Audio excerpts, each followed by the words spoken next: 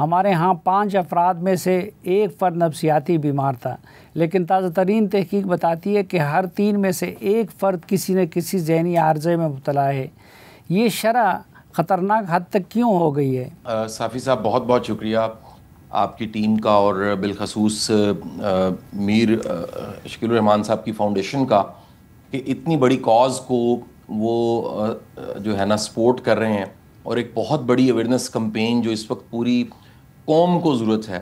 میں یہاں واضح کرتا جاؤں کہ جو آپ نے بات کی ہے کہ پہلے 5 میں سے 1 فرد ذہنی مریض تھا، اس کا مطلب میں بتا دوں کہ 5 میں سے 1 فرد کا مطلب ہے 20%، آپ کی پوری آبادی کا 20%، اور اگر آبادی کا 20% کہا جائے تو 25 کروڑ کا 20% 5 کروڑ افراد بنتے ہیں۔ اس وقت جو ہے جو ڈیٹا ہے لیٹسٹ، وہ یہ بتا رہا ہے کہ تقریباً آپ کے 3 میں سے 1 جو شخص ہے، 3 افراد میں سے 1 فرد جو ہے، وہ کسی نہ کسی ذہنی عارضہ اور کوئی بیماری اور کسی نفسیاتی الجھن کا شکار ہے۔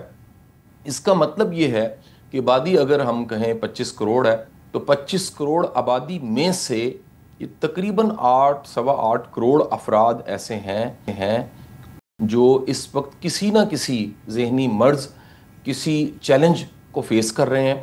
اور سننے والے ہمارے اس وقت جو جیو پہ یہ پروگرام سن رہے ہیں، یا کل کو یوٹیوب پہ سنیں گے، سننے والے کو لگتا یہ ہے کہ شاید یہ میرے علاوہ کوئی ہے، یا لگتا ہے کہ شاید میرے گھر کے علاوہ جو گھر میں افراد ہیں شاید ان میں کوئی شامل نہیں ہے، ان کو لگتا ہے میرے دفتر میں جو لوگ ہیں وہ نہیں ہے، میری فیکٹری میں، جس فیکٹری کو میں آن کرتا ہوں، جس کا میں مالک ہوں، اور اس میں اتنے ہزار لوگ کام کریں، شاید وہ نہیں ہے۔ انہیں لگتا ہے کہ جس محلے میں رہتا ہوں شاید وہاں نہیں ہے، انہیں لگتا ہے کہ جس ملک اور معاشرے میں ہم رہ رہے ہیں وہاں نہیں ہے۔ تو حضور والا گزارش یہ ہے کہ یہ 8 کروڑ افراد آپ کے ارد گرد موجود ہیں۔ یہ آپ کے گھر میں بھی ہو سکتے ہیں، یہ آپ کی فیکٹری میں بھی ہو سکتے ہیں، آپ کے دفتر میں بھی ہو سکتے ہیں، یہ سیاست میں بھی ہو سکتے ہیں، یہ حکومت میں بھی ہو سکتے ہیں، ہر جگہ ہیں۔ اور یہ ممکن ہے آپ اور میں بھی ہوں، ایسا بھی ممکن ہے، کیونکہ بڑے نفسیاتی عارضے ایسے ہیں جس میں اپنی جو سیلف ہے، ذات ہے، بینگ ہے، وہ چھپ جاتی ہے۔ انسان سوشل پریشرز کی وجہ سے ماننے کو تیار نہیں ہوتا کہ میرے اپنے ساتھ کوئی پرابلم ہے۔ سم ٹائم ایگو ہوتی ہے، اور ایگو اتنی ہائی ہوتی ہے کہ بندے کو لگتا ہے کہ میں بالکل ٹھیک ہوں اور سارے کے سارے ڈسٹرب ہیں۔ دنیا میں یہ سمجھانے کہ ذہنی جو مرض ہیں وہ کس شکل میں ہوتے ہیں، یہ سمجھانے کے لیے ایک مثال دی جاتی ہے کہ اگر 100 لوگ بیٹھے ہوں اور 100 لوگوں کو یہ بتایا جائے کہ ایک بڑی جو تعداد ہے لوگوں کی ان کو یہ پرابلم ہے، تو اس کلاس میں جو ایک 60% لوگ ہیں تقریباً، ان کو یہ لگے گا 60-65% کو کہ میں تو نہیں ہوں، اور 33% کو لگے گا کہ میں نہیں ہوں۔ تو سمجھانے والے یہ سمجھاتے کو یہ لگتا ہے کہیں میں تو نہیں ہوں، وہ نارمل ہے، اور جن کو یہ لگتا ہے میں بالکل نہیں ہوں، میں تو ہو ہی نہیں سکتا، وہ اصل میں ڈسٹرب ہیں اور ان کے ساتھ پرابلم ہے۔ تو یہ مسئلے پچھلے کچھ 2-3 سالوں میں، 4 سالوں میں بہت تیزی کے ساتھ پاکستان میں بڑھے ہیں۔ اوور آل ورلڈ میں بھی، پوری دنیا میں جو 20% 25% آبادی ہے ان کو ڈپریشن ہے پہلے، اور پاکستان میں بالخصوص یہ مسائل جو ہیں بہت تیزی کے ساتھ بڑھ گئے۔ ٹھیک، یہ جو شاہ صاحب موڈ ڈس آرڈر ہے یا اعصابی بیماریاں ہیں اور سٹریس ریلیٹڈ ڈس آرڈر ہے، یعنی یہ ذہنی دباؤ سے پیدا ہونے والی جو بیماریاں ہیں، سب سے زیادہ عام ہیں۔ یہ عوارض زندگی میں بیمار فرد اور نارمل فرد کو کس طرح متاثر کرتی ہیں؟ اچھا دیکھیے سر، یہ جو متاثر کرتا ہے نا سر، اس کو ہم اگر یہ کہیں کہ 5 اس کے وہ لیول بنا لیں جس سے ہم یہ جج کر سکتے ہیں کہ اس طرح کے پرابلمز کس انداز سے متاثر کرتے ہیں۔ یاد رکھیے گا کہ کوئی بھی شخص اگر ذہنی بیمار ہے تو اس کی جو پروڈکٹیوٹی ہے، جو کام کرنے کی صلاحیت ہے، وہ کم ہو جاتی ہے۔ یعنی اس کا پوٹینشل، فرض کیجئے سمجھانے کے لیے کہہ رہا ہوں کہ وہ پروڈکٹیوٹی 8 گھنٹے دے سکتا ہے، تو ممکن ہے کہ وہ پروڈکٹیوٹی ٹائم کی جو ہے وہ 2-3 گھنٹے پہ چلی جائے۔ فرض کیجئے پروڈکٹیوٹی اس کی یہ ہے، سمجھانے کے لیے پھر کہہ رہا ہوں کہ وہ 10 کلو وزن اٹھا سکتا ہے، تو وہ پروڈکٹیوٹی کم ہو کے 2 سے 3 کلو پہ چلی جائے گی۔ پروڈکٹیوٹی یہ ہے کہ اس سے جو چیز جنریٹ ہوتی ہے وہ 100 بٹس ہے، انرجی کو سمجھانے کے لیے میں کہہ رہا ہوں، تو وہ 100 بٹس نہیں رہے گی، وہ 30 بٹس پہ چلی جائے گی۔ تو ایک تو پروڈکٹیوٹی کم ہو جاتی ہے، دوسری جو چیز ہے وہ آپ کے تعلقات اور گھر کا ماحول خراب ہو جاتا ہے، کیونکہ ذہنی طور پہ جو صحت اس کے لیے تعلقات کو رکھنا بہت زیادہ مشکل ہے. میں آپ کو یہ بھی بتاؤں, یہ جو آج آپ نے فیکٹس اینڈ فگرز بتائے ہیں اور اتنا زبردست موضوع جرگا نے سلیکٹ کیا ہے, 1 سپٹمبر لاہور کی جو کورٹس ہیں اس میں 454 کیس دائر ہوئے ہیں خلا کے اور طلاق کے. یعنی جو میرج ہے کس تیزی کے ساتھ اس پہ اس کا اثر پڑ رہا ہے کہ دنیا کی سب سے جو بہترین کلیبریشن ہے, ایک فطرتی کلیبریشن, حلال کلیبریشن ہے, حلال پارٹنرشپ ہے ایک میل اور فیمیل کی, وہ شادی کی فارم میں. اور 454 ایک دن کے اندر, آپ ذرا سوچ لیجئے, ایک دن میں اگر 454 خلا اور طلاق یہ دائر, تو سوسائٹی کی حالت کیا ہے, رشتے خراب ہوتے ہیں. تیسری چیز جو ہے وہ نیند ڈسٹرب ہوتی ہے. جسمانی طور پہ بندہ کمزور ہوتا ہے, بندے کی نیند ڈسٹرب ہو جاتی ہے. نیند 2 شکلوں میں ہو سکتی ہے, کچھ کی نیند کم ہو جاتی ہے اور کچھ کی نیند زیادہ ہو جاتی ہے. چوتھی جو وجہ ہے, چوتھا جو کہہ لیجئے ایک افیکٹ پڑتا ہے, وہ آپ کی جو لرن کرنے کی, سیکھنے کی, سمجھنے کی اور چیزوں کو صحیح معنوں میں جو وہ حقیقت کی حالت میں ہے اس شکل میں دیکھنے کی صلاحیت بھی کم ہو جاتی ہے. بعض اوقات آپ کی پرسیپشنز ہائی ہو جاتی ہیں جو ریئلٹی نہیں ہوتی, آپ الوژن کے پیچھے چل پڑتے ہیں اور ریئلٹی پیچھے رہ جاتی ہے. اور سب سے جو امپورٹنٹ چیز ہے وہ رویوں میں آتی ہے.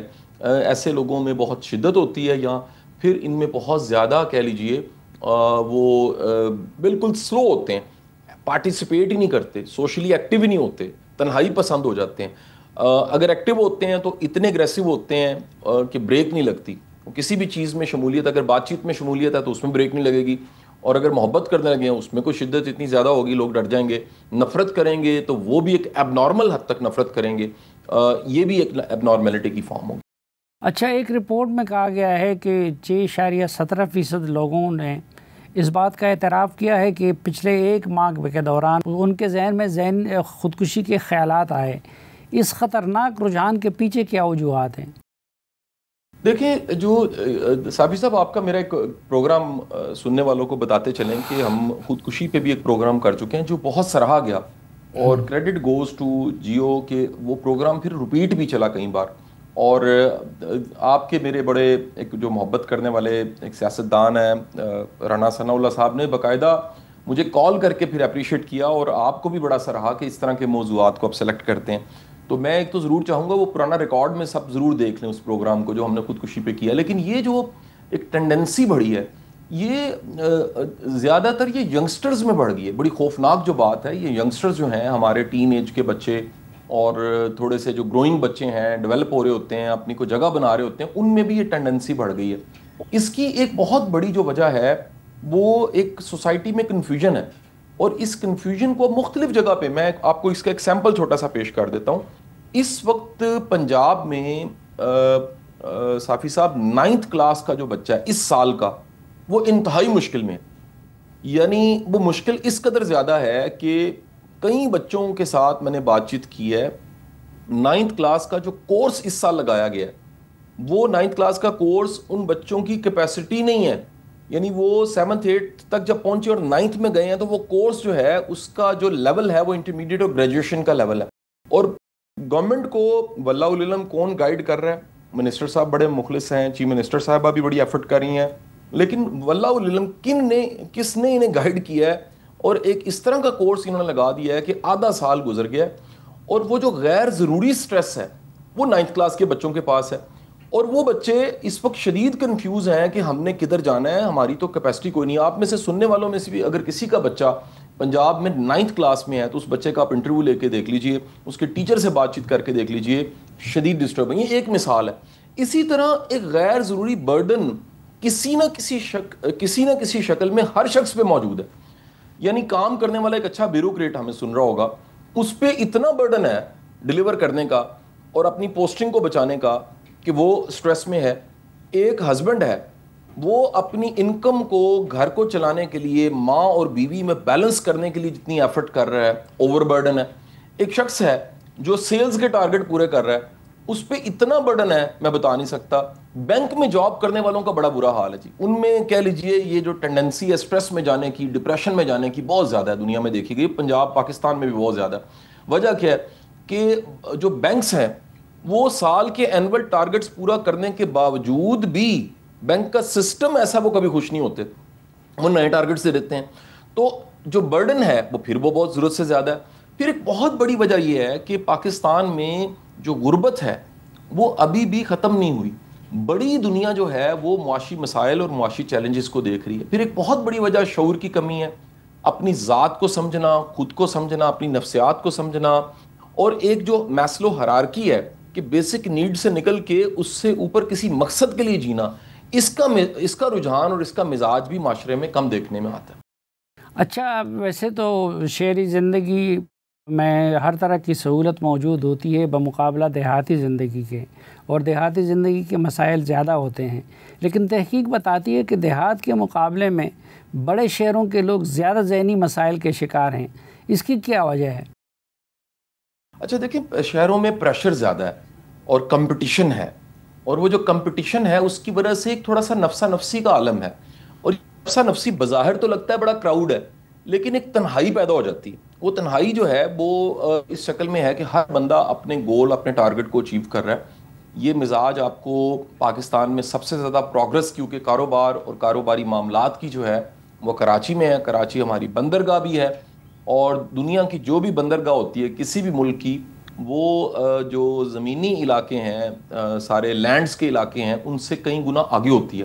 اس میں زیادہ تیزی کے ساتھ پروگرس ہوتی ہے. اور کراچی میں آپ دیکھ لیجئے, لاہور میں اگر کوئی بیٹھا ہوا کسی کو اچانک ملنے آ گیا ہے تو بڑا نارمل ہے, وہ چائے پلائے گا. کراچی میں اگر بغیر وجہ کے کوئی کسی کو ملنے آ گیا تو وہ کہتے ہیں جی وجہ نہیں مجھے سمجھ آئی. یعنی اتنا کو زیادہ فوکس ہے اپنے فائنینشیل گولز کو, ٹارگٹس کو, کہ اس میں جو ایک ہیلدی کمیونیکیشن ہے, جس میں شاید کوئی معاشی غرض نہیں ہے, مٹیریلسٹک اپروچ نہیں ہے, وہ شہروں میں آپ کو تھوڑی سی زیادہ ملے گی. اس کے ساتھ ساتھ ٹریفک, شور شرابہ اور بہت زیادہ ہے, آلودگی بہت زیادہ ہے. پھر آپ دیکھیے انسرٹنٹی جو ہے وہ شہروں میں زیادہ ہے, انفارمیشن بھی زیادہ ہے, انسرٹنٹی بھی زیادہ ہے. دیہاتی بندہ نیچر کے قریب ہے, نیچر سے رابطہ ہے, اس کی خوراک شہر والوں سے بدرجہ بہتر ہے. وہاں سوشل فیبرک آج بھی قائم ہے. آپ کا اپنا تعلق کے پی کے سے ہے تو آپ جانتے ہیں کہ آج بھی وہاں پر جرگہ ہوتا ہے, آج بھی وہاں پر لوگ اکٹھے بیٹھتے ہیں, آج بھی شام کو کہیں مجلس لگتی ہے, وہاں پر پشاوری قہوہ پیا جاتا ہے, وہاں پر گپ شپ ہوتی ہے, تو کتھارسس ہو جاتا ہے. شہروں میں کیونکہ لوگ کام کر کے آتے ہیں, تھک ٹوٹ کے گرتے ہیں, سو جاتے ہیں, پھر صبح اٹھتے ہیں, وہ ایک سائیکل چلتا رہتا ہے, جس کی وجہ سے یہ سٹریس, یہ پریشانیاں آپ کو شہروں میں زیادہ ملیں گی, گاؤں میں کم ملیں گی. اچھا شاہ صاحب, ایک اور سروے کے مطابق یونیورسٹی طلبہ میں جو بڑی تشویشناک ہے, 52% طلبہ ڈپریشن اور 40% انگزائٹی کا شکار ہیں. آپ کے خیال میں اس کا ذمہ دار کون ہے؟ ہمارا تعلیمی نظام ہے, گھر کی تربیت ہے, یا پھر معاشرہ ہے؟ سر یہ سب ذمہ دار ہے جی, اس میں کسی کو بھی ہم نہیں کہیں گے کہ ایک فیکٹر ہے.